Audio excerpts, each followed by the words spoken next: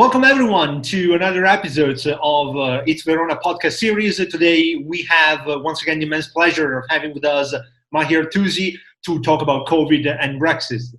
Mahyar, welcome and thank you very much for being here with us. Hello, and thank you for having me. Hello. Thank you, Mahyar.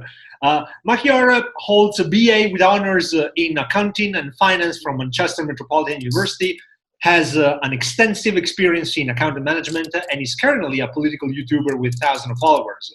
So once again, we could not be any happier to further and continue our bipartisan discussion, especially on Brexit, given everything that is happening, especially in London as we speak.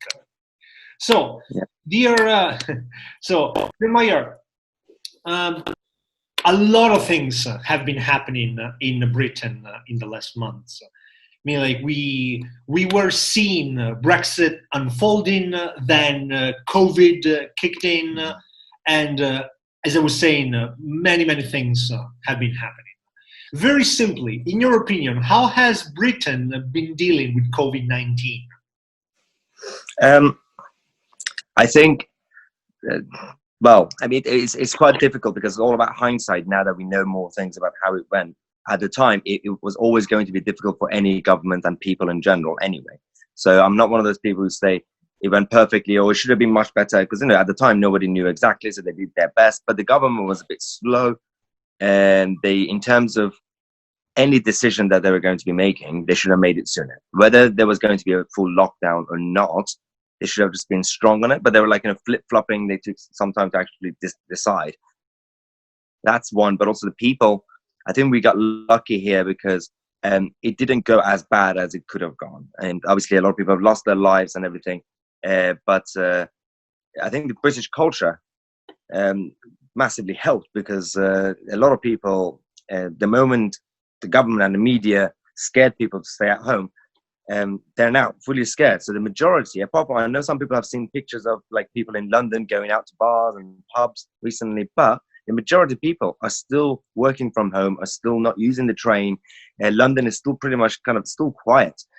So that kind of helped when it comes to dealing with the virus. But the government, it could have been better, but the problem we have in this country is because we have an NHS, the National Health Service, which is very centralized and bureaucratic. And it didn't really help with the way it should have been managed. Thank you very much. Given what you said, do you think that COVID-19 might have an impact on Brexit and the whole negotiation process?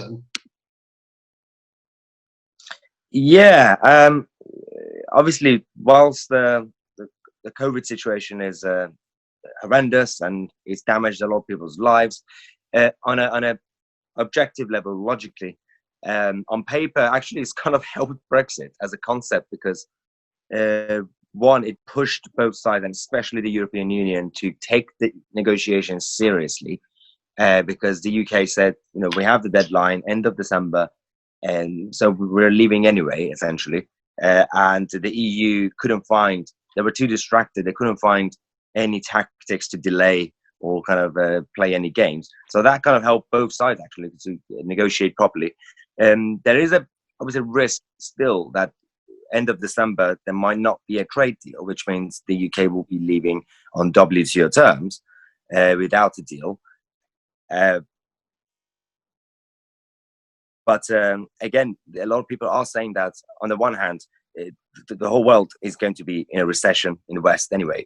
And if, again, politically speaking, if we do leave without a deal, it won't be as visible, the damage that, the WTO Brexit might give to the economy. So this is kind of good timing. If you want to leave without a deal, just do it now when the economy is already down anyway. But I think there will be a trade deal. I think it should be fine. I think both sides are now taking it seriously. Both sides know that they need free trade because of the economic impact that COVID has had. So I think there will be a trade deal at the end. Yeah. Thank you very much. Mahyar, thanks again for being with us today. So, I mean, as you mentioned, we don't know yet the final outcome of Brexit, and we don't know yet if the COVID emergency is over. But anyway, when all this is over, when all this is behind us, what should be the role of Britain Britain in international Well, affairs? Britain should still try to be a soft power internationally, without being isolationist, and that's the plan anyway. They want to be out there in the world. We're not just talking about trade with other countries, we're talking about cooperation. But this is a time when, after everything that's happened, there are a lot of questions to be answered for certain international bodies and institutions, including the World Health Organization and United Nations and everyone. And I think it's time for big countries, including the UK, including the US and other countries in Europe, to stand up and actually have a discussion about how the whole world is being managed at the moment. Because what happened recently hasn't really helped any country. And I think this is not the right time for big countries like the UK to become isolationist, to stay away from the world stage. And I think luckily we have a government and a prime minister that actually wants to be out there anyway. But we definitely need to kind of discuss how the international bodies have, especially the World Health Organization, have kind of failed to do what they're supposed to be doing. Is it because they're too big? Is it because they're centralized? Do we have to rethink the way they're structured? And the UK, even though Brexit is happening, shouldn't obviously shy away from the international stage. Thank you. And just a final question. According to what we've discussed, and given that we live in a time of great turmoil, whether it's socioeconomic turmoil or geopolitical turmoil, what would you do to improve London or to make London safer? What would I do to improve London? I would get rid of Sadiq Khan as mayor of London.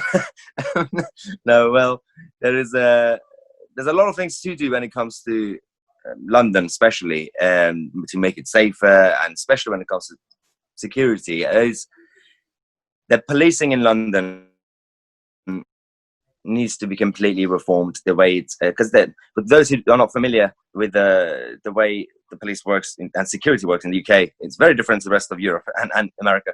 It has a very soft touch, and it's there to maintain peace rather than enforce law. So that has to change, and because London is the capital of obviously the country, so there's a lot of opportunities financially and business-wise, and obviously socially and culturally. And over the last few years, it's kind of damaged slightly its own reputation. There's a lot of people in the UK outside of London who hate London now. They say, oh, we don't like London, and Londoners is changed. And we're not talking about migration or any of that stuff. I'm not talking. There's nothing to do with that. It's just that the attitude of London, the mentality of Londoners has changed up to a point where it's very different to the rest of the country. And I think for the sake of prosperity for London and the UK, there has to be a lot of changes that need to be done in London to make things more efficient, simplified, less centralized. Again, when it comes to the mayor of London, the actual local government and the policing and everything. But I have no faith that this will happen. Mahyar, thank you very much for joining us today. Thank you very much. Very much.